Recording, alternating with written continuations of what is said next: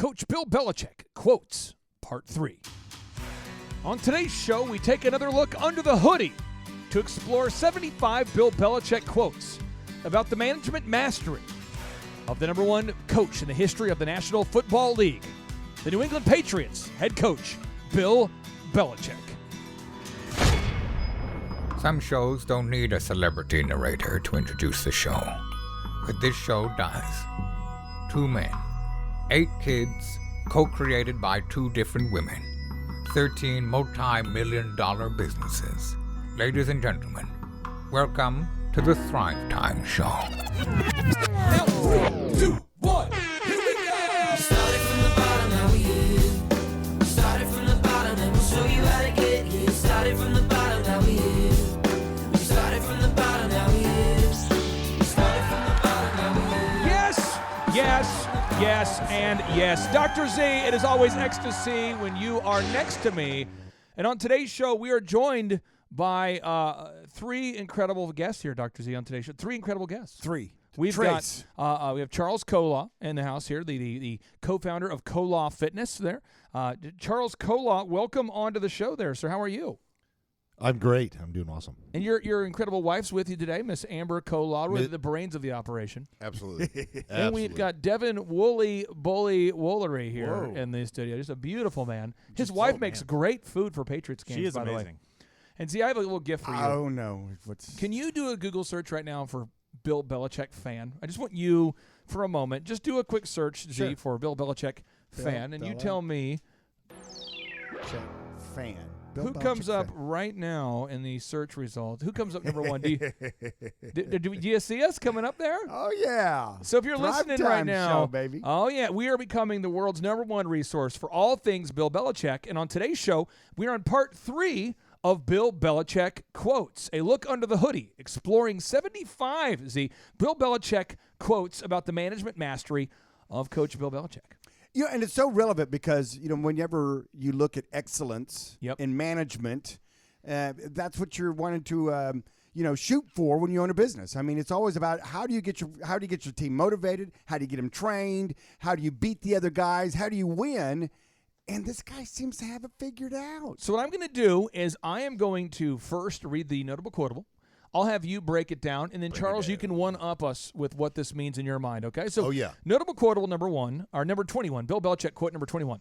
He says, I think everyone is a case-by-case basis. Whatever the circumstances are that come with any individual, they exist, and you have to make a determination as to what your comfort level is with that person and the characteristics that they bring. Obviously, Bill Belichick's building a football team, 53 different personalities and skill sets on one team.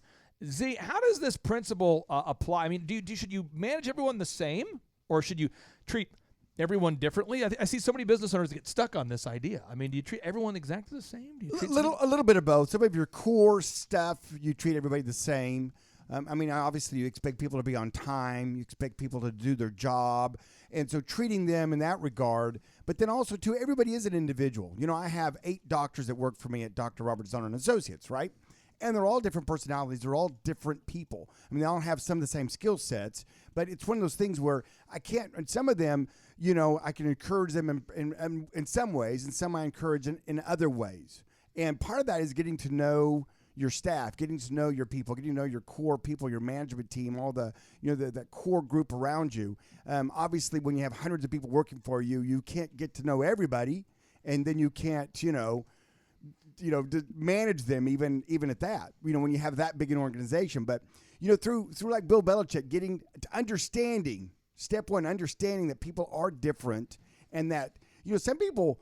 They want just a little bit more. They want a raise to feel loved. Some people want a title to feel loved. Some you can actually get them a business card. They think, wow. So let's do this. Wow, let's you've do done this then. so much for me. We're going to get into the. See, you're taking us to a deep dark level pretty early here. Oh, and I am. Ben Horowitz, he built a company called Opsware that was acquired by Hewlett Packard for $1.6 billion of cash.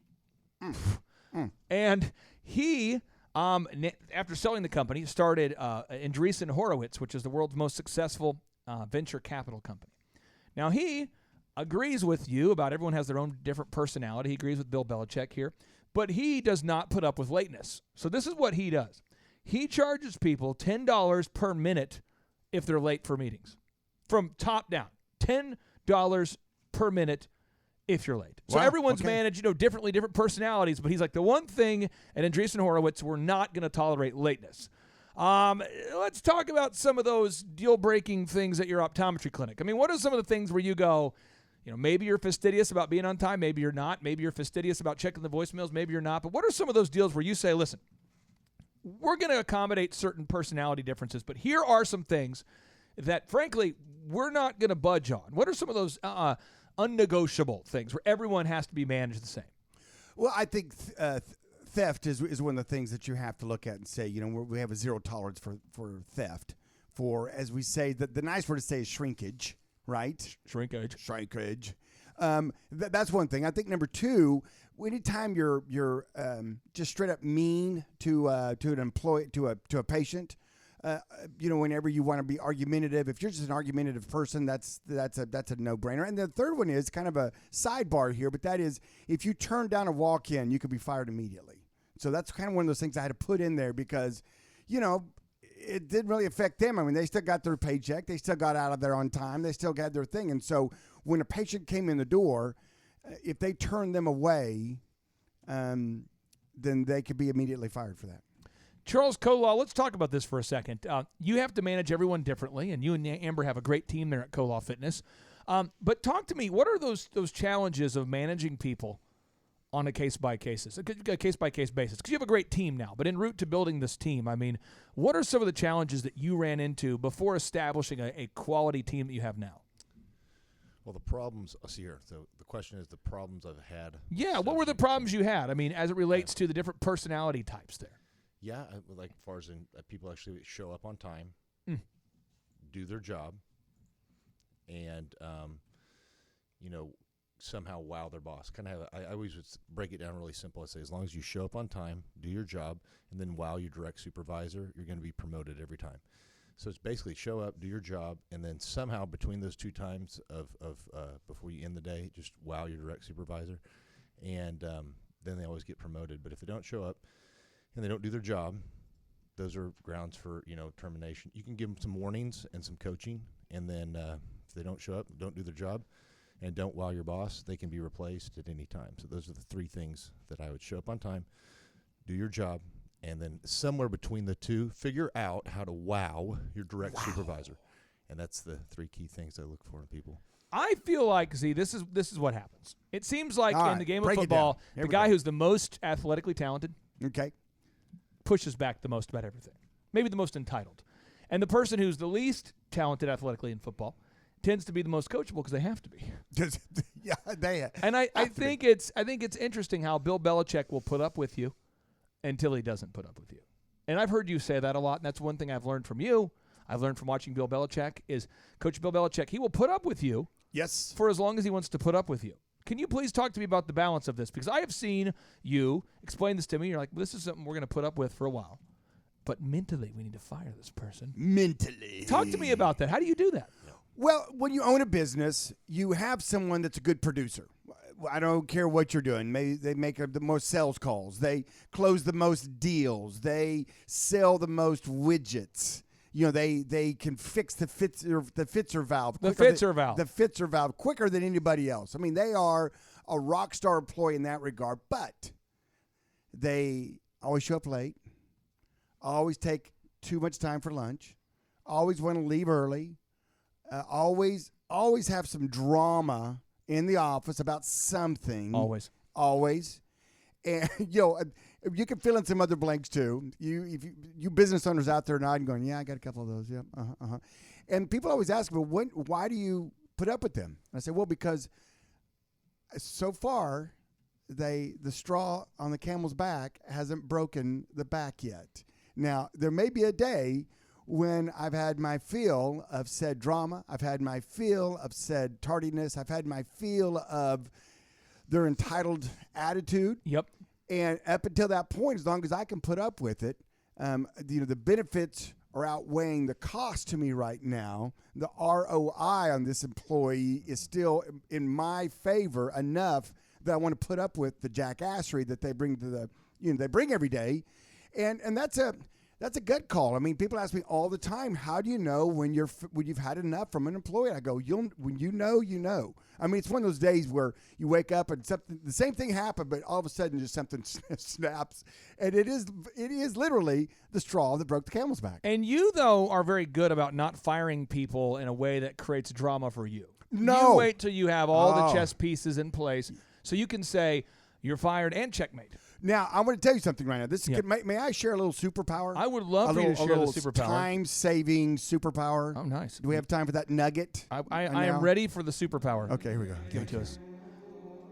Young one. It's a pebble in my hand. Thank you. Snatch it. Listen to me. I'm going to save you hours of your life. And you're welcome up front, by the way. Follow the simple guide to firing your next person you need to fire. Write this down. And that is, you call them into your office. Billy, Come into my office. Billy, come in here. And once they're in your office, you tell them these simple words, simple phrase. And that is, since you brought up Billy, it's just not working out. You're fired. Oh, Billy. Right. And Billy's going to want to sit there and argue and fuss and cry and throw a fit, maybe get argumentative, maybe want to fight you, maybe want to throat punch you. I mean, it could go a number of ways, but you just stay steady. Don't take the bait, as we used to say. Just say it's not working out. You're fired. You need to leave now. And that's it. You already have H&R policies on what happens 2 weeks, but whatever your policies are in place, you've already got those in place, right? So you don't need to go over those. They can go over with someone with HR or their exit on their way out. But what'll happen is if they say, here's a fishing technique. If they look at you and say, well, so that I can be a better employee in my next job, what can I do better? And then that's the bait. Then you go, well, you can actually show up on time. And then next thing you know, they go down the litany of every one of your employees that's ever been late and how many minutes they were late and why aren't they being fired, and you don't like me because really it's something else. I mean, so you get into this argument that before you know it, you've burned 2 hours of your life. You've got nothing else accomplished. You're not here to life coach this person at this point.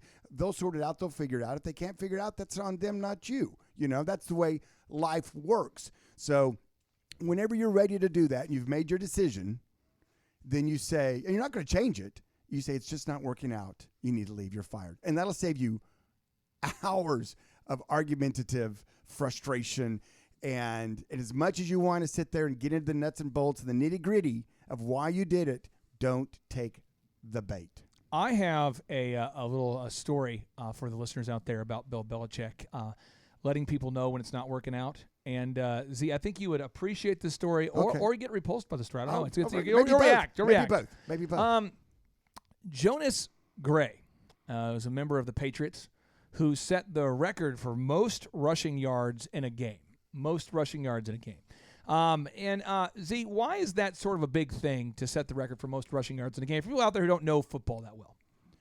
Well, I'll tell you what, NFL football goes back quite a few years, and there have been a lot of great running backs that have that mark. And so to beat that mark, that's a big deal. So he got the ball. He was on the Patriots team. He was handed the ball and was able to get 201 rushing yards in a game. 201 yards. 201. And so, that's pretty impressive, right? That's, I mean, he did a great job. He's playing there versus the Colts and racks up an incredible amount of yards. Very few running backs get 100 yards a game, let alone 200. Yeah. I mean, this is a big deal. And so the next, they have a meeting, a team meeting of some kind, and not really sure all the events that happened, but Jonas Gray missed a team meeting. I remember this. And this is a guy who's he set the record for most yards, carried by the Patriots in a game. And so I guess that he was, he claims that the phone charger didn't work. We don't know what happened. All we know is that he didn't wake up until 8:30, which is an hour after the meeting started. So the meeting's supposed to start at 7:30, and he wakes up at 8:30. Got it. And remember, he just set the record for most yards in a game, So then he went into the team about 5:30 p.m. to the facility, and Bill Belichick was walking on the treadmill, reading his notes, and he looked over at him and said, "We just can't have it," repeatedly. And then Jonas Gray discovered that he was cut. Isn't that crazy? And they're going. Well, first he said he benched him, right, for a game. Yeah. Right? Or didn't he bench him for a game? Well, this is what's crazy is that Gray's telling reporters, he said he was very teary-eyed. He says, I was pretty shocked. I didn't see it coming. And I don't have all the story in front of me. I'm just giving you some headlines from the Yahoo Sports article on this called, Remember Jonas Gray? If not for an uncharged phone, he might still be in the NFL. That's the article. They just came out November 13th of 2019. And if you're an NFL player and you oversleep, there's only 53 of you. And you're only all together at one time to watch the game film or whatever that is. So there's a little less grace. If you're the president of the United States and you go on a bender and forget about that whole presidential address thing, and then you show up an hour late, looking like you got some problems going on, there's probably just not a whole lot of forgiveness from the American people. Just probably not. And if you're the CEO of a company and you make a pretty bad moral faux pas, a lot of responsibility, there's probably not a lot of grace there. If you're the pastor of a mega church, there's probably not a lot of grace there. But as you go down the skill level, there's probably a little more grace. But I would just say if you're out there today, I would encourage you to write down and think about it, how much grace per position. Because, Charles, you know this, if it's an entry-level position at Koloff Fitness, someone who started yesterday, they've probably not had a whole lot of jobs where the expectation for excellence was very high. And at Koloff Fitness, you do a great job mentoring up people to a different level of expectation. But a lot of times they come in, their previous job was a job where they could be late. It didn't matter. And, if you were to fire someone the first time they're late, you probably wouldn't have any employees at all at an entry-level position. But you do coach them up over time. Can you talk about the balance of that? And by the way, just make sure you eat that microphone like a hot dog that you're passionate about. Oh, yeah. Well, the first thing I would say is a lot of the people that start at the front are more entry-level workers. And so the goal is to talk to them about, hey, you need to be on time, make sure you show up a little bit early for each shift, make sure you're prepped and ready to go. And we talk to them about it, and you can really kind of read off the person's attitude where they genuinely care about you and the company. And the ones that really care and then start making a change for that, you generally can coach them up, and they can do very well. It's also, too, like I'd say in the first 90 days, if it's a repeated behavior 2 or 3 times, it's definitely not going to work out. You'll have somebody that will have come in and start working, and they are just killing it for 6 months or a year, and then they go through like a little trend where 2 or 3 days in a row they had some issue, or maybe there's also a college student and they've been cramming for a bunch of stuff, and you can just tell they're super diligent. They're A players almost all the time, but they had a little season. So we do have forgiveness for certain people that generally it's like abnormal for them to have poor attendance or being on time. So that's the kind of stuff that we see. And then also as like management or assistant managers or team leads, those are ones that have already been vetted over the first 90 days. We have a criteria. So every 90 days they have a interview, and all these things are really specifically documented on a 360 review, not just from them or their direct managers. It's also some of the surrounding employees. And so that if they made it past the first 90 days, they're pretty good people. And so we definitely work with them if there's an issue. Z, back to Ben Horowitz here, the man who built Opsware and sold it for $1.6 billion. Shunda. He says, to be provocative, no one has ever fired someone too soon. The longer you wait to fire them, the more compounded success is lost. That's one way to look at it. And I have found the higher you go up, the more you're going to see that worldview.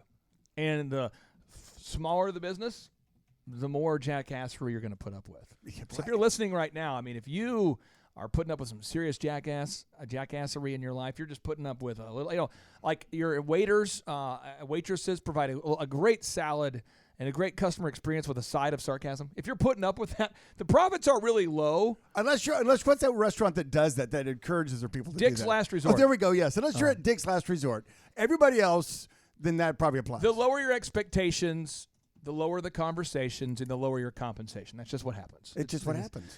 Now, Bill Belichick, quote number 22, he says, you either get the job done or you don't. Dr. Z, in the context of business, I'm an optometrist. I work for you, helping people improve their vision. And, you have certain standards and checklists and processes. And one thing you have to do is you got to people on your team have got to save the files properly. The first name and the last name of every patient.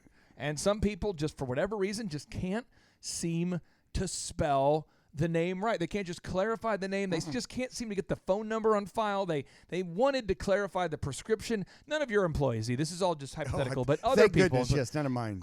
Talk to me about that for a second. You either get the job done or you don't. In every one of my businesses, I mean, at the sleep center, when people come in there, we have to get 6 hours of sleep.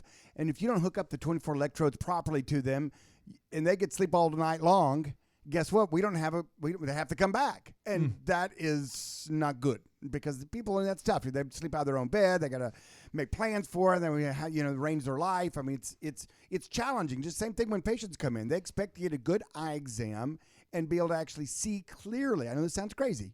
See clearly and comfortably out of their glasses or contacts. As crazy as that sounds, that's what they expect. Can I have audio here, and Devin, you gave me an audio file before we started here, and this so you have a sleep center you mentioned. Yes. What's the website for your sleep center? Dr. Z's Sleep Center. Now, Devin, I don't know if I say you gave me an audio file through ESP. I think you and I have telepathically communicated that you wanted to give me this audio file, and we'll see how we'll play a little game with Dr. Z. Z, is this audio of one of your employees at the sleep center putting on an electrode on one of your patients? Yeah, let's see. Or is this not? Okay. Now, you're going to have to wait all 27 seconds because it'll start off and you might go, this is obviously my sleep center. Yes. But before we play the audio, please explain to the listeners out there, if they live in the Tulsa, Oklahoma area and they schedule a sleep exam, what actually happens?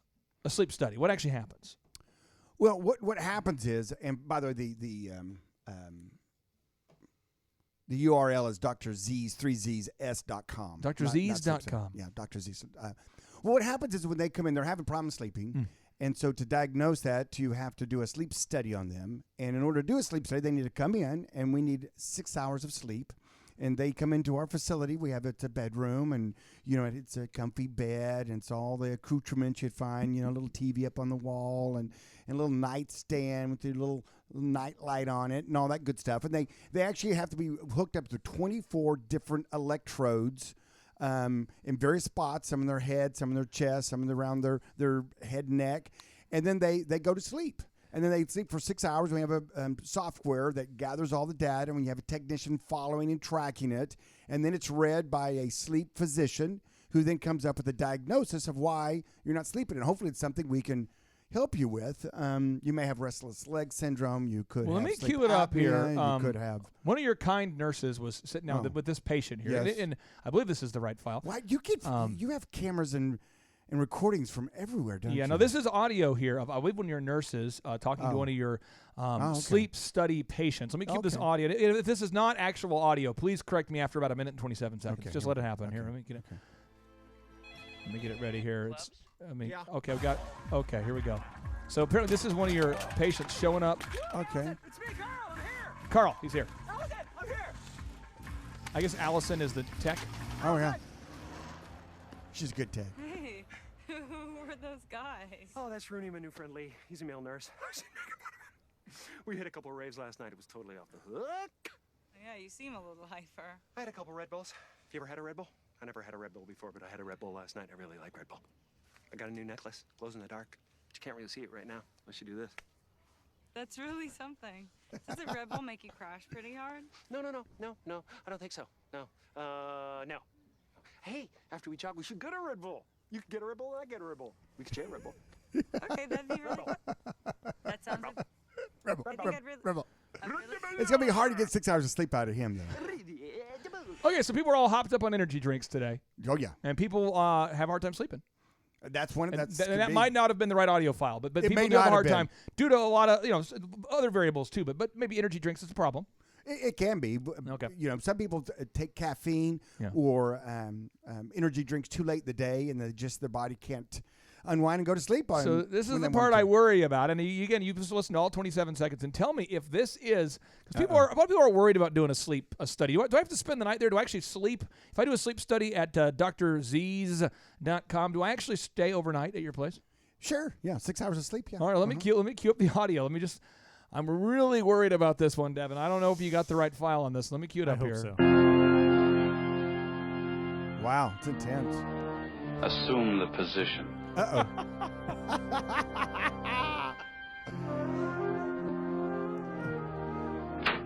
Thank you, sir. May I have another? Thank you, sir. May I have Our sleep another? studies are a tad bit different than that. Thank you, sir. May I have another? Just a little different. Just a touch. Just a touch different. Was that after you changed the workflow? Yeah, that was early on, the early days of it. But we've changed that. The now a little bit. checklist had to be Yeah. changed dramatically Yeah, to prevent that from happening. we do 24, electrodes. No, so but it's- I seriously mean this. If you don't put the 24 electrodes on, it doesn't work. At Koloff Fitness, when people come in, the first month at Koloff Fitness, what's the no-brainer you guys have, Charles, at KoloffFitness.com?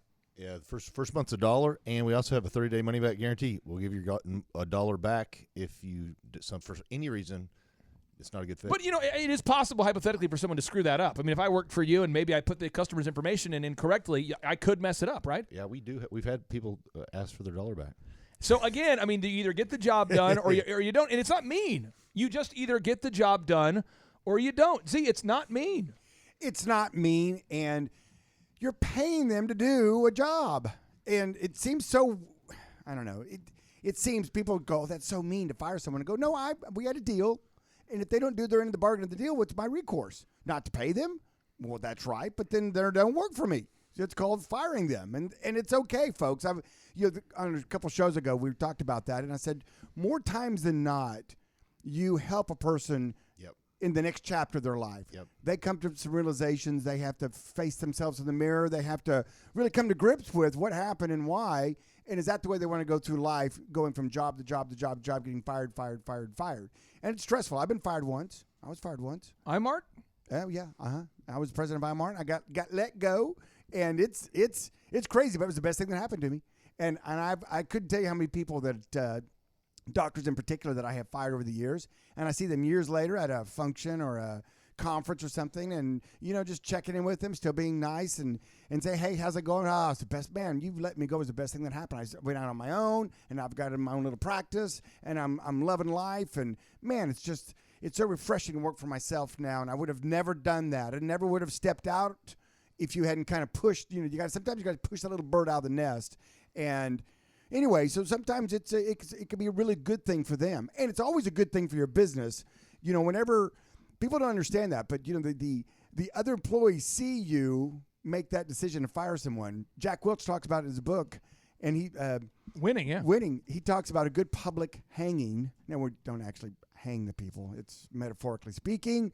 A good firing really gets everybody else on their toes. I mean, when we let somebody go, it's amazing. The next day, I mean, everybody's high and tight. I mean, there's no phones on the floor like they're not supposed to be. I mean, people are, the phone's ringing not 3 times or twice and it's being picked up. I mean, people are on their game. The place is high and tight and clean like it's supposed to be. And so it's amazing. People are like, oh my gosh, they're serious about this thing. If you don't do what you're supposed to do, they're going to let you go. And it's like, yeah, that's the way it works. Now, what I want to do is I want to talk about something, Z, that really, this part's going to bother somebody. Uh-oh. It's a Bill Belichick move. Oh, no. But it's called secrecy. And Bill Belichick is very, very secretive about things that the media doesn't need to know about. So I'm going to read you a little notable quotable, Bill Belichick quote number 23. We have absolutely done as much work as we can on finding out things like that, and we'll try to get all the information that we can as that would apply to any current situation, which I can't talk about. That's him answering a question from the media. But Bill Belichick gets a lot of crap from the media for not answering their questions. But Bill Belichick also is known for having watched the other team's press conferences to learn about their injury reports and to help strategize. Z, talk to me about this, because a lot of business owners feel mean for not sharing all of the information with all of their employees all the time. Well, I think that's why he's a winner. Whenever you have to understand, I saw an interview with him the other day. They were doing, they had the show on Sunday night. They had a little interview with him. And one of his favorite books that he wanted all of his coaches to read was, guess what? The Art of War. The Art of War. Yes. One of my top 3. You love that book. I love that book. Oh, yeah. And in there is a lot about scouting your opposition, understanding their weaknesses, attacking their weaknesses, understanding your weaknesses, and then defending for your weaknesses, understanding your strengths and playing to your strengths. It's all breaks down in that book. And so if you tell all your business all the time to everybody, then they're going to figure you out quicker than they should be. And so when you start a business, if you have one now, you should be thinking this is war. And, I'm not saying you get a shotgun to go down the street and, start a OK Corral shootout, But it is war in the sense that you both are competing to win. And you both want to win. You want to win customers. You want to win the job. You want to win the sale. You want to win. There's your 50 caliber, right? I think someone's taking the show pretty literally. Oh, they are. I think you may be taking. That's an M134 minigun, just for listeners out there that aren't aware. Wow. That's an M16A1. That sounded like an M17. This is an M60 E3. You can get one of those at Atwoods right now. That was an E4. It sounds a little. Sounds very similar. Armat M41A. You used to be able to buy those at Dick's until last week. Sound more 41B to me. Dick's has banned the Auto 9. Wow. The sales of the AK-47 have gone down at Dick's recently. They used to sell that. Sorry, sir. The business is war. But you have to play to win. That's why we talk about having secret shoppers. You want to secret shop yourself to find out what your own weaknesses are. And that's what Bill Belichick was talking about. That's what's in that book, The Art of War by Sun Tzu. Yes. And you also want to secret shop your opponents to find out what their weaknesses are, what their strengths are. Maybe they're doing something better than you are that you can incorporate. That's okay, folks. It's all about understanding you want to win in business. So many businesses start up and fail, and that's what we want to do. We want to provide some straight up mentorship for business owners out there so they can open up their business and keep it open. Charles, I want to ask you this because I know at Kolaw Fitness you have a great team now, but let's go back old school, back in the day. Have you ever shared too much information with an employee on your team who then later, as a way of thanking you, within maybe sometimes months or years, ended up becoming your direct competitor? I mean, you taught them A, B, C, out of your desire to teach, to mentor, and to coach up your people. Have you ever taught somebody so much information that they could only thank you properly by competing directly against you? Because I know that I have. I just want to know, have you ever done that, my friend? Yes. What I had learned with like fitness training, I would teach somebody how to. Basically, a lot of people are really good trainers. Yeah. But then when they get into trying to sell it on a regular basis, they don't have the sales skills, and they don't have the interpersonal skills to connect, and then really drive it down to a sales acquisition, and then have the actual documentation, the one sheets, and so on that does all the processing for the billing. And so what I would do is sell, and then fill up everybody, and then I got like 20 appointments on sales, and I've got 6 or 7 guys trained on the floor. Then I need to train somebody up to manage that, and then I teach them all the sales stuff, and then the sales guy ends up selling really good, and then 6 months later he leaves and tries to take trainers and so on, and then becomes your competition. But the funny thing is most people that work that way, they're not diligent. And so they end up falling apart within a year and a half, and they either come back and ask for a job again, but they're just not consistent to keep up with it. But yes, the answer is yes, I have trained up people to become a competition. Z, have you ever trained up somebody who thanked you by competing directly with you? Oh, all the time. Yeah, Charles, I had a question for you while you were talking about that. Is there anything that a former employee can do that burns the bridge that you would never, ever contemplate hiring them back? Ooh. Yeah, it would always be like an integrity thing, and then also when they're directly lying to me whenever I done my homework to my face, it really pisses me off. And so when I know that they're lying, and they're also being unethical, and I can have a lot of grace when somebody's honest and has remorse, and you can tell they're really genuine. They care about you. They care about learning from you and to do the right thing. So I definitely want to help somebody make that through. I wasn't always perfect. I'm a knucklehead. I'm a Jack A, like Clay says. I've made some mistakes. So I like to give people second chances, but there's definitely things where I can tell they're lying to me. I've given them a second chance.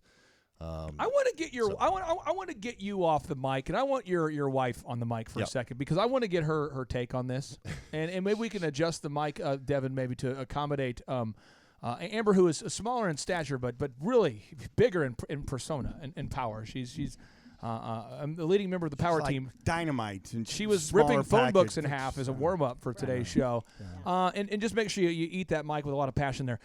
Have you ever watched your husband, who's probably the most compassionate guy I know, been screwed by giving someone a third chance and thought to yourself, this has to stop? Has that ever happened? Oh, absolutely. Seriously?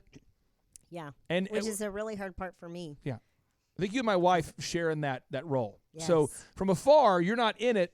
So we as an entrepreneur are thinking, oh, I could really fix this guy. I could train him. Mm-hmm. And so you see us devoting, in this case, Charles' case, but in my case, me, you see them devoting that Saturday night or that Friday night or that Tuesday night or whatever, that their downtime, their free time, they go in that extra mile to train the person. And you know that they're going to screw you. How have you as a couple been able to work through that not happening anymore? Because it used to happen, but now not so much anymore. How did you as a couple work through that? Because there's somebody out there listening right now who's going through this situation right now. Well, I think we have to remind each other we are on the same team. So, but that doesn't always mean we would make the same decision in the same situation.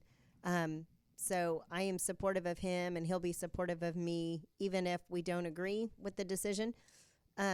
But to also encourage each other and remind each other what our long-term goal is for the company, and letting that person go might be the best thing for the company, might be the best thing for them. There was one time I was out of town and I got back and he had bailed one of our employees out of jail. Oh, wow. And so, we were going to garnish some money out of paychecks for the bail money. And so I thought, okay, that is definitely a decision I would not have made. Okay. But to watch him, he does have a passion for people, loving people. So okay, I just was curious there. Now, Bill Belichick, quote number 24, it says here, whatever success I've had, it's because I've tried to understand the situation of the player. I think the coach's duty is to avoid complicating matters. Z, I see this a lot where an entrepreneur comes into the meeting and they say, Z, I got a quick notes I want to share with the team. Sure. And they'll have a book like this ESPN, the company, the story and lessons behind the most fanatical brand in sports. And it's dog-eared. Oh, yeah. And there's writings in the 706 quick tips. Yeah. So you're like, guys, because as an entrepreneur, you love learning. Sure. So you get this novel, this book, this mini. You just watch the entire documentary series of Steve Jobs, and you come into your staff and you say, guys, listen, I just finished reading ESPN, the company, and we're going to have a 14-hour meeting devoted to teaching you the 107 steps that we need to reinvigorate the entire company by Monday. And everybody's wearing black turtlenecks from here on out. Right. That's the Steve Jobs part. And by the way, and it's too much. And then I used to think that's how you had to run a company. But now as I've got a chance to shadow actual billionaires and multimillionaires, I've discovered this is how their meetings go. They'll say, Carl, this week, as the front desk guy, I want you to sell memberships, and we're going to role play on memberships, and you got to get those reviews. And then we're going to work on memberships and getting those reviews. And if we have time, we might work on checklists, but we're going to go back to reviews and memberships, and we're going to work on it for 30 minutes, and I'll see you next week. As opposed to the 17-hour coach-a-thons. Can you talk to me about the importance of making your systems simple and repeatable and scalable? Because if not, by default, we're all going to create a high-skilled job as opposed to a business. Well, I'd also like to touch on, before I do that, I'd like to touch on meetings. You have to understand, folks, if you own a business and you have a meeting with your employees, you're paying them to not be productive right then. I'll talk about that. So I'll give you a rap beat, and you just kind of repeat that until our heads explode. I know entrepreneurs that, for whatever reason, they want to have a meeting every week and go over the same things they've been going over, the same time, same shtick. But nothing's getting done. And, they got 20 employees. And nothing's getting done. Hey, and they're paying them $15 an hour each one. And nothing's getting done. You do the math. But nothing's and getting that'll done. buy you a nice steak dinner, if you know what I mean. And nothing's You getting done. You want to get a nice steak dinner and maybe a nice bottle of wine with your honey. And they're talking about theoretical concepts. Date night. They're talking about things that don't matter. Or you want to go to, Taco Bueno or They're building a community. Big Mac. You get a Big Mac at, date night. Honey, sorry, I had that meeting and they're kind of expensive. And one thing I found out is that while all the kids, while all the employees are in the meetings, none of them are making calls, none of them are making sales. And nothing's getting done. The bottom line doesn't change other than it's just costing me money. And then nothing's getting done. But the good thing about it is I can use my same notes for every meeting. I mean, I'm ready every meeting. I got the same set of notes. And it becomes a discussion of emotions. Yes. And politics. And drama. And religion. And politics. Culture. And politics. And drama. Of what are we having for lunch? For our next meeting. And then trust falls. And then fun runs. And then, corporate involvement, in fact, I need a faith fall right now. corporate givebacks, Corporate picnic. corporate picnic givebacks, There we corporate go. challenges. Corporate. But you see this, see? I It's know. very, very common. It's very common. And again, as an example, let's do the reverse of what he just talked about. If you have a quick trip, if you run a quick trip gas station, you're a manager, every single time there's a shift change, you've got to go over the checklist that needs to be done, okay? Gotcha. Elephant in the room, every morning you have a quick huddle. That thing should be like a standing meeting. It's going over what needs to be done. But there are some companies that insist on having a meeting where it doesn't serve any purpose. It doesn't inspire, nor does it challenge. It's again, so we're not saying all meetings are bad, but we've all been in meetings where we're like, nothing got done. Nothing got done. It's a 2-hour meeting where people are discussing how they feel. Right. And everybody's just trying to sneak around on their phone during the meeting, and nobody's paying attention anyway. And everybody feels like they need to have something to add. So this is how it goes. Oh, yeah. You know, Z tries to wrap up the meeting. Guys, does anyone have something to add? Oh, yeah. And I'm like, well, I have one thing real quick. Yeah. When you look at the word Zellner, the word, it's a red letter with Zellner. The red, could it be blue? Could it be blue? Could it? Could we make that change? And how then, many of you guys think it should be blue? And now half the people who kind of like Billy, because Billy's, likable. Yeah. Half the group is like, well, yeah, we love blue. And then hey, one more thing while I'm on this roll, this little power trip. Can we change the overhead music? And how many of you want to change it? How many of you are tired of the same playlist and the same red logo? And now it's a herd mentality, and the herd is running over the leader, and the leader's trying to run by consensus. You know what I mean, Z? The leader's trying to lead by consensus. Oh, yeah. Instead of having a profitable and benevolent dictatorship, he wants to have a socialist, tropical island time business. What's wrong with that? I like palm trees. You know what I'm saying, though. You don't like coconuts. Just say it. You know what I'm talking about, though. You've seen this. I know. I see it. It makes me crazy. I'm like, have a meeting when you need to have a meeting. Don't have a meeting because it's on your CEO checklist that's what you're supposed to do. Does that make sense? Yes. Okay. Thank you. It's very powerful. Much. Okay. Thank you. Now, Bill Belichick, quote number 25. He says, I am who I am. He's quoting some Eminem there. I am who I am. He says, I am who I am. In the end, I feel that what I'm accountable for is doing a good job as a football coach. I want to get your take on this, and I want to go to Charles on this because you taught me this. I don't need to be a life coach unless I am a life coach. And I thought I needed to be. I thought because I'm the owner of a company with, let's say, more than 50 people, or because I own companies that have hundreds of people, or whatever that number was, whatever that reality was at that time in my life, I felt like I got to be like a CEO as like Tony Robbins. Woo. Meets like Chuck Norris. Oh, yeah. Meets like Mr. Rogers. Mr. Rogers meets Yoda. And so I'm trying to do all that. Yeah. And I'm trying to be the best motivator ever. Trying to make my own infomercial series for my team. Trying to write books for my team. Just all these things I have to do. And at the end of the day, I'm just accountable for making a profit with the company DJConnection.com when I own it. That would have been cool if Mr. Rogers had like a lightsaber, wouldn't it? I mean, it's come on. A beautiful day in the neighborhood. A beautiful day in the neighborhood. Would you be? But think about this for a second. There's somebody out there, and this is what you're doing.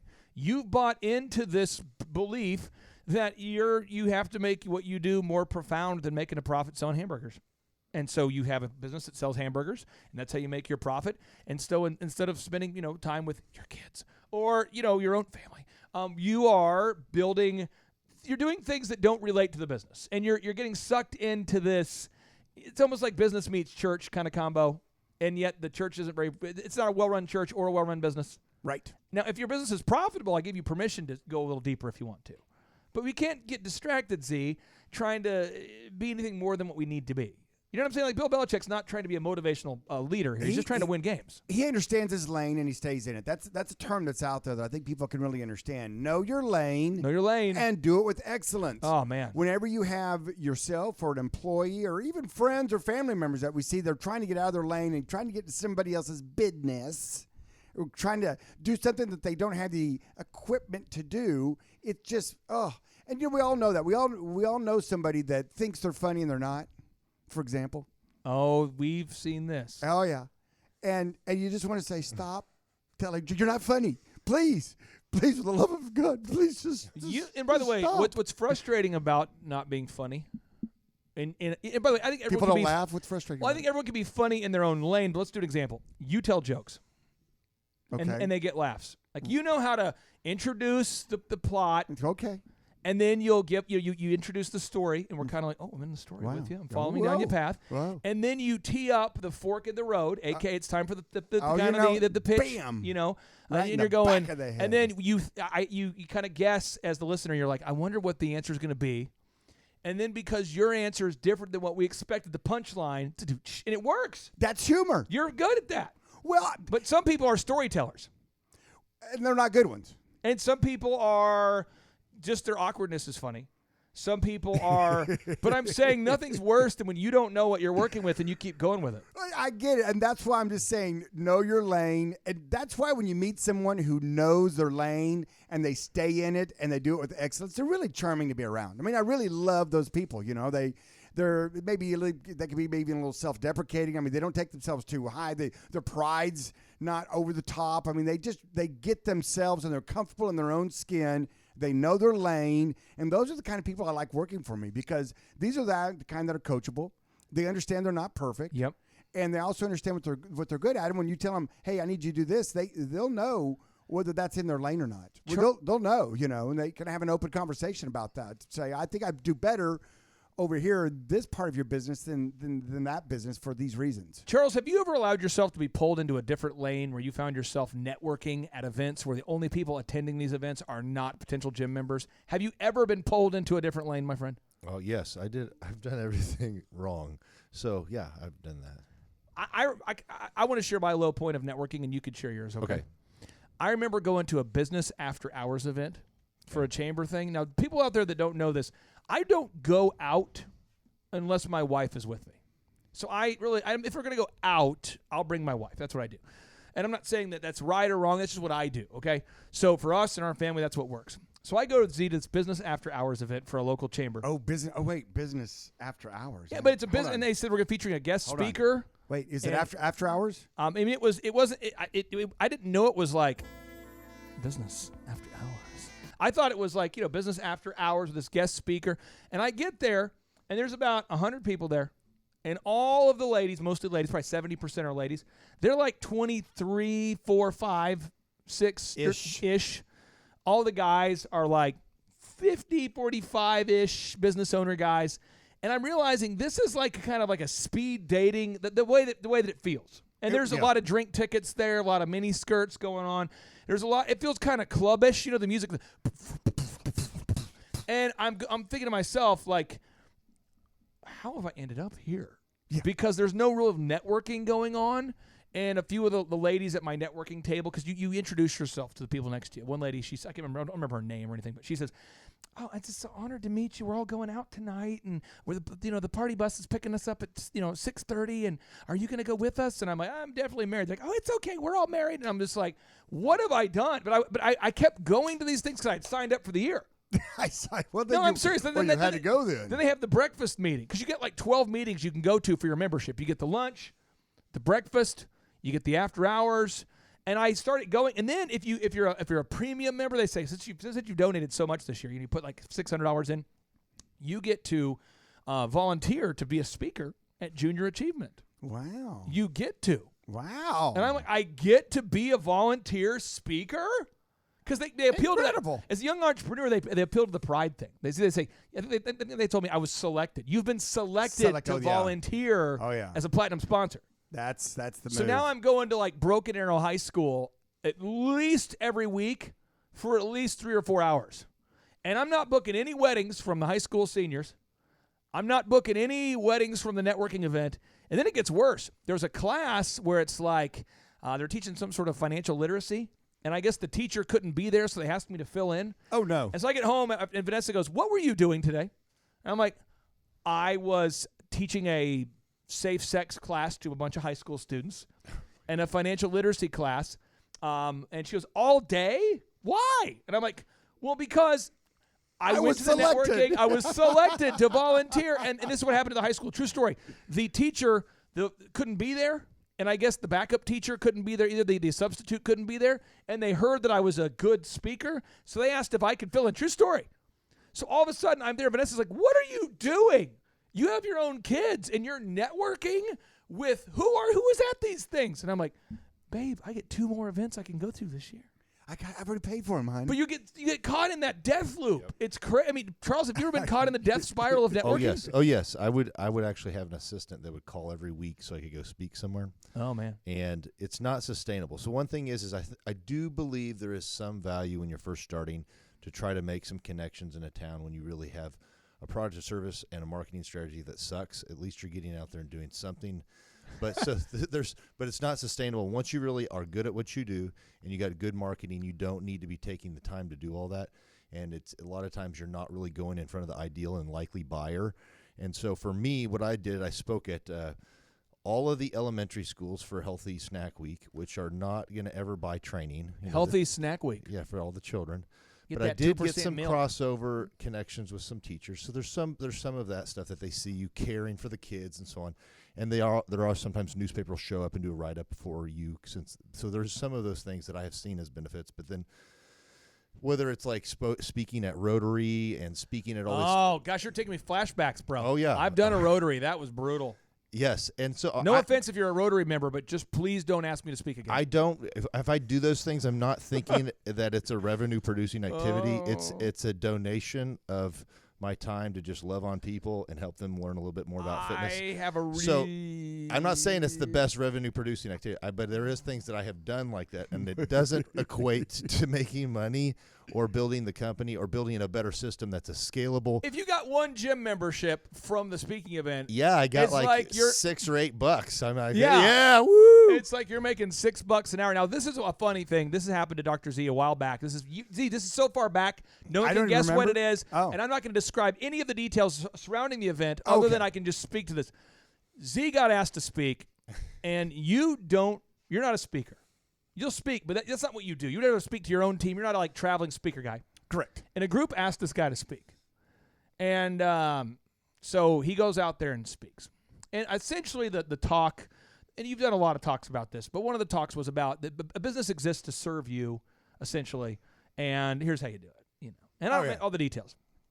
Well, I get a phone call, and the guy's like, hey, did you hear about Z's speech? And I'm like, well, I knew he was going to do it, but what happened? It did not go over well. It did not. He came across a little bit brash. His tone, it was a little brash, and it seemed like he was very selfish. And do you know him very well? I mean, is that what he meant? And I'm like, did you invite him to speak? Yes. Well, why do you tell him this? Why are you calling me? Why are you calling me? But throughout the week, there was probably 25 influential people there, and 10 of which are not influential. They're just hanging on with the influential guy.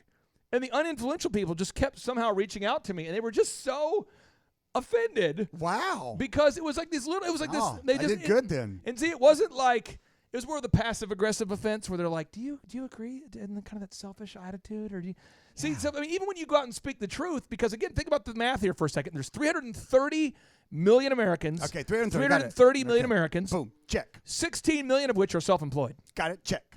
96% of which fail. According to Forbes. Yeah. Unfortunately, check. So that means you got a 0.00193% chance of being successful sustainably over a decade. So in a group of 100 people, there's only maybe 2 people in that room that know what's going on. But everyone's got an opinion. Done. Yeah. So talk to me about the dangers, Z, of going out and speaking the truth to an audience when you have no financial gain out of it. And they're asking you to get up there and teach the truth. I mean, a lot of people cannot handle the truth. Well, they can't handle the truth, and one of the, I mean, and people want to argue because they feel like what they believe is the truth. Oh, and I want to look at them and say, oh, it's okay. You're able to believe what you want to believe, and how's that working for you? Well, hopefully, it's working for you well. If it's not, you might want to rethink that. So when you're around somebody who is successful, and however you want to measure success, right? Yep. If you'll give them that, if they're not successful, why are you even listening to them, right? I mean, duh. So if you say, listen, this person is successful, and I want to listen to them, and they tell you something that offends you or that goes against what you believe, you might want to give that some thought. I love the false questions, too, that happen at speaking events. I love these false questions. Here's a false question. Z, tell me if you ever heard something like this before. Okay, let's see. Try it. Lay it on me. Dr. Z, I have a question for you. Sure. Okay, and then I got a question for Coach Belichick. Dr. Z, do you not like people, or do you entirely just care about profits? Back to you, sir. Yeah, exactly. Oh, yeah. Sure. Or it's like, Z, I heard you say a business exists to serve people. Do you not care about the community, or do you only care about yourself? Or I love it when it's not a question; it's really a statement. You know, right? I started my business to help people and to give back, and it doesn't seem like that's what you're professing here. It just sounds like Belichick gets these all the time. They get up there and they say, Coach. We want to ask you a question. Now, Belichick, Z, have you heard Belichick's press conferences? Oh, they're epic. They're great. They're fun. I mean, Charles, I know you've got a hot take on this. I'm going to cue this up real quick because this is a power quote. Then I'm going to go back to Charles here. Bill Belichick is asked about Antonio Brown. And for those of you who don't know the story, Antonio Brown is a man who is very good at football, but apparently sometimes struggles with living life. right. And so he, in his interviews, a lot of times he'll lay out the ground rules of like, okay, here we're going to talk about this today, but we're not going to talk about this. But people just keep on asking. So let me cue up the audio. And it's very uncomfortable to get through this, but we're going to do it. And I'm going to hit play here. Let's cue this up. Here we go.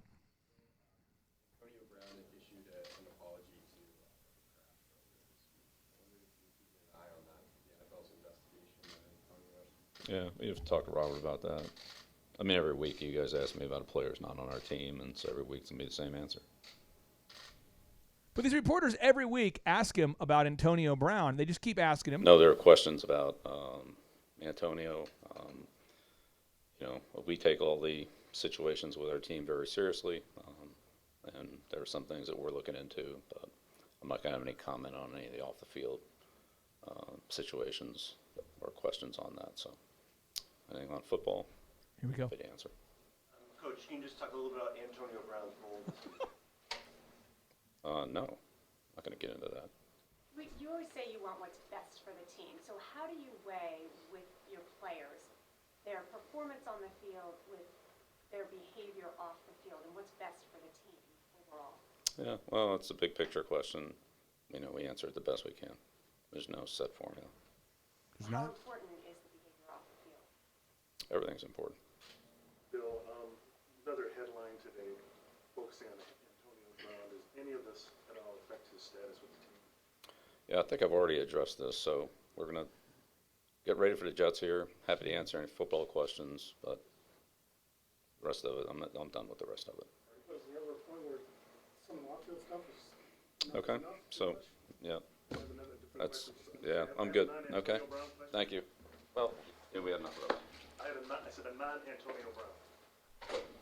He walks off. Now, see, I've had multiple speaking events I've done that have ended that way, like multiple times, where you get asked to speak. Before I realized to say no to everything, except for things that monetize themselves or that can help my audience. Matter. Yeah. But I remember going to one chamber event, and this lady kept saying, so do you, with DJ Connection, care about your customers or profits? Because you can only choose one. And I remember saying, I don't know what book you're reading, but you can only choose one. It's either you care more about profits or your customers. And I said, let me just try to assume for a second that this is a real question. If my customers are happy, they'll come back and bring friends. So I care first about my customers because I care so much about my profits. But then sometimes I think so much about my profits, I care about my customers. And sometimes I think so much about my customers, I think about all the profits, and I just can't stop thinking it, but that's how it works. But, man, we've all been asked those questions. Charles, you had a hot take about this, I think, or a hot take. So, Dr. Z, I was going to go back to you, and then, like you're talking about, when you spoke, and then Clay was saying that sometimes what you said was more less about emotions and more about execution and running a good company and running good systems. And it's like you don't care, but you really do care. You know that if everything's getting executed, you're running a scalable, great business. And if it's not working, the customer's going to freely not desire to continue to purchase from you, and you'll make adaptations. So whether in my mindset, I guess my question to you is like, Well, the first question would probably be like, when you're a small business and you're 250,000 or less in gross sales, you're really about personal self-interaction. It's a small business. You're kind of like self-employed. You have a job. You're doing a lot of it yourself, and you're in relationships with the direct customer. As you grow that, you get into managing people, and then you get into building systems and checklists and workflows, and all of those things become more about execution and less about relational. So when you're speaking to some of these groups, you have these groups that probably are in the small business mindset. It's all about making me feel good. And like Clay would talk about being not a happy hoper, and that's how they run their businesses, is they're happy hoping to make money. Happy hopers. And you're more about saying, hey, you've got to follow the systems, the checklists, the workflows. Don't let yourself get emotionally held hostage by every situation with a manager or an employee, because the bottom line is you're the CEO of a major multi-million-dollar company, lots of different ones, and you have to execute. You have lenders and partners that you have to be accountable to. And so what happens is you're coming from a core value mindset that's different. Well, I'm saying, like, so I guess it's not more of a statement. More of a statement than a question. I hear what you're saying. But what I'm trying to say is, like, I will talk to people and I try to teach them this stuff, and you're like, wow, well, you don't care about people. I go, no, I really do. But what the problem is I have a lot of other responsibilities other than just one person in front of me, and I'm not just trying to sell $200,000 of gross sales in a company. I'm trying to build a system. Great companies have great systems. You can't create the systems. You're a limited resource. And so that's where I want to train people to be. Go ahead. I'm tracking with you, and sometimes, like Clay, if Clay was going to be speaking to, and Clay has spoken hundreds of times, if not thousands. If they said, hey, we have a group of CEOs, that you're going to talk to, that's a great audience, or we have a group of network marketing team here that's trying to sell, juices to their neighbors, They're trying to, they're all employed, but they're trying to start their own little network marketing business, get signed up, and we have this company here for you to come talk to. Those conversations would be different. Yes. If you wanted to connect with them, they'd be different. Yes. The high level stuff, what the Eagles view is, the giraffe view up here versus, the turtle view down here on the bottom for guys down there, just make a call, invite a friend to the meeting. Billy down the street will host the meeting. He'll have some hors d'oeuvres, some cheese, some cut up cheese and some, a couple glasses of wine out for them. And what'll happen is that mindset is totally different. So you're right. Sometimes you can touch on a deeper meaning or a deeper concept. Yeah, you got to have speak to the audience. Right. And someone that's not maybe ready for that is a little overwhelmed by it. I think that and it comes across a little. We live in a culture where this is how people want it to work. People want it to be like this. They want it to say, we love to end as a culture, and I'm not saying our listeners do, but people they love to end the conversation with, I can see your point. We love to do it that way. So as an example, there's a Bible verse. So let's just say that you are a Judeo-Christian. If you're not, toss this out, but if you are, let's say that you are, therefore it has to be true, okay? So Proverbs 13:24, if you look it up, says, whoever spares the rod hates their children, but the one who loves their children is careful to discipline. Whoever spares the rod hates their children, but the one who loves their children is careful to discipline them. So as an example, there was somebody who we know pretty close to our family about a year back whose kids are really, really being crazy. Third graders, fifth graders. Unruly. And you're really getting in a lot of trouble and really just being bad. And they asked me, hey, how do your kids are pretty disciplined? What do you and Vanessa do? I said, well, one, she's more disciplined than I am in terms of the day-to-day interaction. But Proverbs 13:24 is the verse. I'd encourage you to look it up, read it. After you look it up and read it, call me back. We can talk about it. But just read it and then read the context. I just want you to read it. They call me back. Are you saying that you don't believe in positive reinforcement? And I said, again, whoever spares the rod hates their children. When was the last time you disciplined their kid? And he says, well, my wife and I, we really don't believe in discipline. We're more of positive reinforcement. And I said, that's the issue. So you say you're a Christian, that's fine.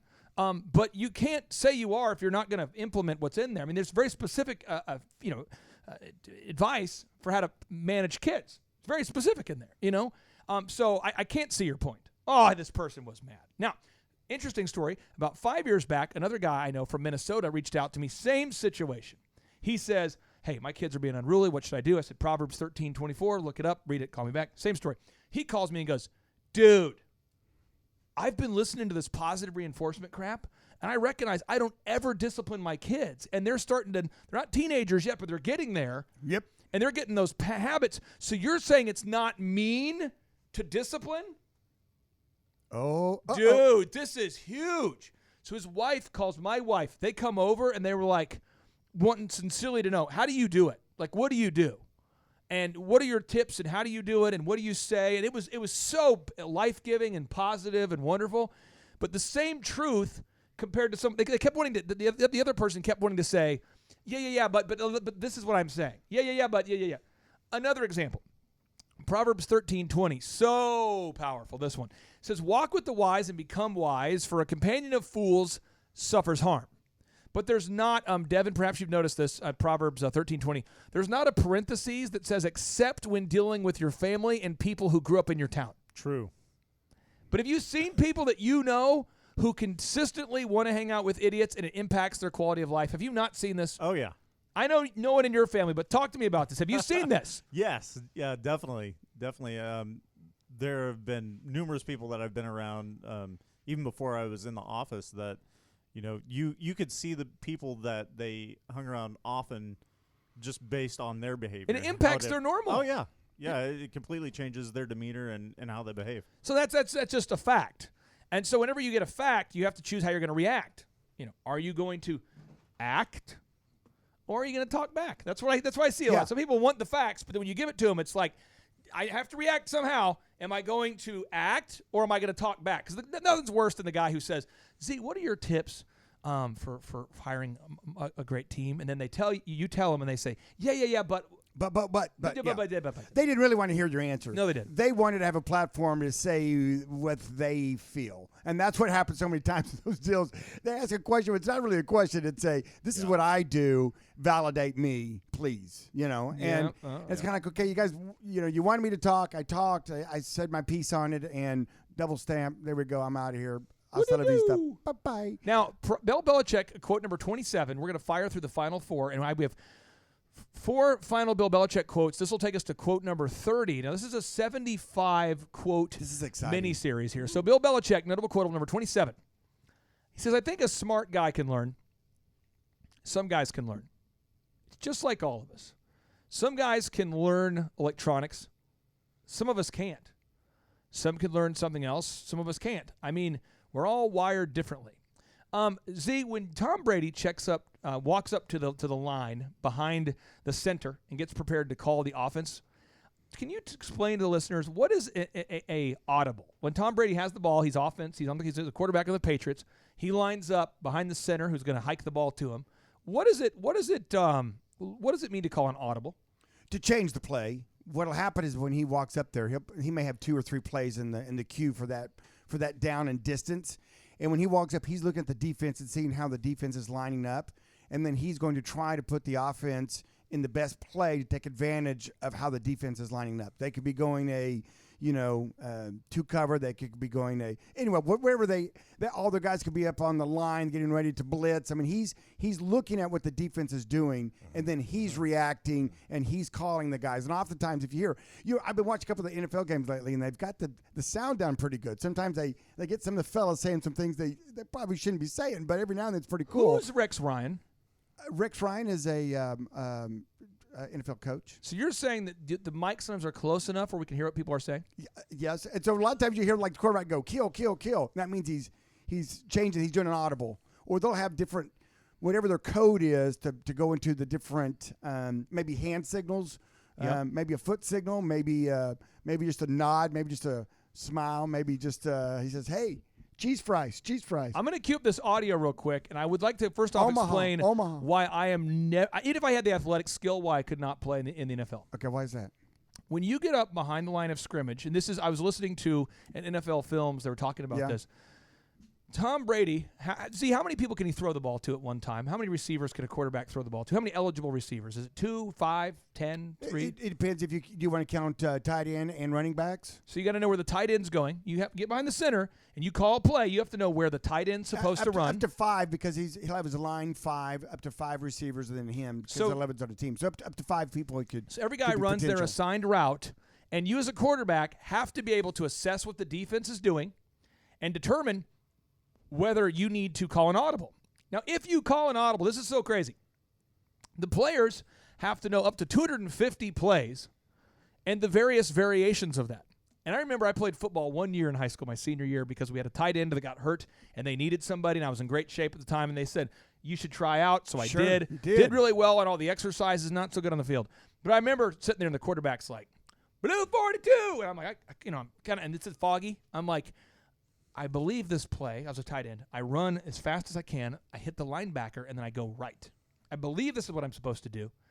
Yes. Now, this is all. You have like 20-something seconds to hike the ball. How many seconds do you have to hike the ball? What's the game clock? 25, 30 seconds. So you have 30 seconds to hike the ball in high school, whatever. And they're like, Blue 42. And the guy in front of you is like, I'm going to kill you. I'm going to kill you. And you're like, oh, he's going to kill me. And so all this is going on, and your dad's like, you can do it. You can do it. You can do it. And you're thinking about the girl you're dating in high school because she's like, you can do it. And you're like, all this is happening. And Blue 42. And you're like, vaguely, it's like a fog. You're like, oh, you're trying to memorize the answer on the multiple question test.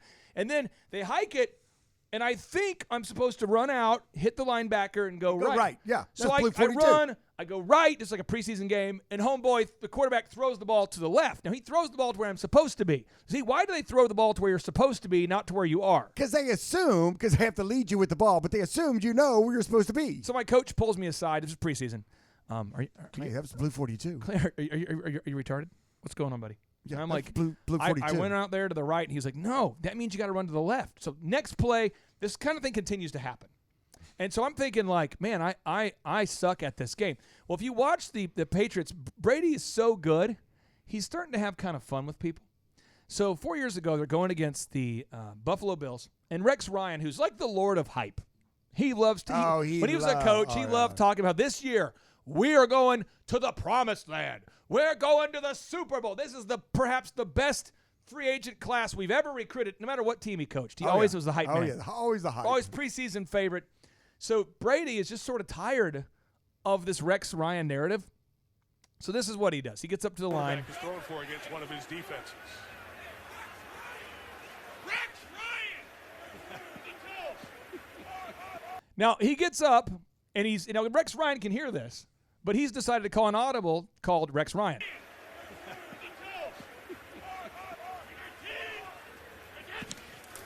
Now, the thing what's funny is that, one, he's smart enough to have got together with the teammates before the game and said, if this certain formation happens, we're going to yell Rex Ryan.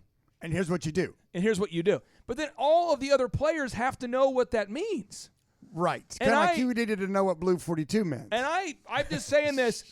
I remember vast portions of my very, very small high school career having at least I thought I had to run, 10 steps out and then right or left. Right. But there were some plays I'm like, do I need to run at all? What am I doing? What are we doing? Is this a punt? I didn't know. And it was an embarrassment. It was an abomination. People were dumber for having seen it. Devin, you played quarterback not quarterback, but you were a receiver, I believe. Were you a receiver or defensive back? Safety. You're safety. That's the reason I played safety. But did you have to know some plays? Some coverages, yeah, but most part you just reacted. Oh yeah, it's a lot of reaction. But I'm just saying go hit the guy with the ball. This is why Belichick likes really, really smart guys or guys with a really sharp memory to be quarterback. It's not about athleticism. It's about knowing all those plays. Because Bill Belichick's playbook is worthless if a guy like me is the quarterback. May I ask you a personal question? Yeah, sure. About your football career? Your father's in the stands hollering. Did he lose the second, third, fourth game? Did he lose a little enthusiasm and yelling? Was he kind of more in the embarrassed stage? This is a true story. My dad kept asking me, like, why do you want to go out for football? And I'm like, I don't. But I'm in great shape. They got a tight end that, isn't going to be able to play. He's hurt this year, and they need somebody, and I'll do it. I'm a team player. And he's like, son, you're going to get hurt. It's not if you're going to get hurt. It's when you're going to get hurt and how bad. And I'm like, no. And I just remember, like, game 3, some guy who was a small man, launched his body in like a torpedo-like fashion and hit me so hard. I'm laying on the ground like, you know what? The best part about this is I now remember what Blue 42 is. Coach, do you think all the Smurfs could team up with us? What are you talking about? I mean, I'm just like, he knocked me out. And I remember my coach, he talks to me, he says, Clayton, if you're going to get some more playing time, it's really important that you hunker down on the playbook. And I'm like, I want you to know I never want to play again. Yeah. And I said those words, and he's like, I've never heard that before. I'm like, no, I don't want to touch a ball. I don't want to be near the ball. I don't want to be. And so I like, I'll do whatever you want. But I do not like this game. It was brutal. Brutal. And it required thinking, too, simultaneously. It was like being in a Viking fight where you also have to think. It's weird, man. You have to think. Well, usually like in an academic setting, there's not somebody raging to hit you.